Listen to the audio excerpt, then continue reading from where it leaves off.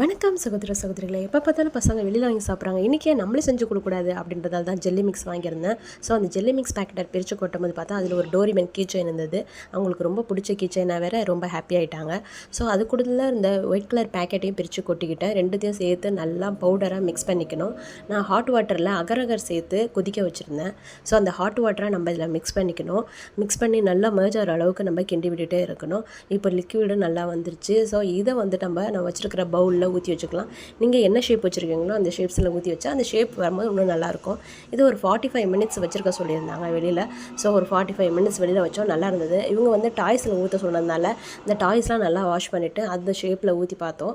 சூப்பராக இருந்ததுங்க. Final taste பார்த்திங்கன்னா செம்மையாக இருந்தது. நம்ம வெளியில் வாங்கி கொடுக்குறதோட என்றைக்காவது ஒரு நாள் இதுமாரி கொடுக்கலாம். ரொம்ப அதிகமாக இதை யூஸ் பண்ண வேண்டாம், இது வந்து அன்ஹெல்தி.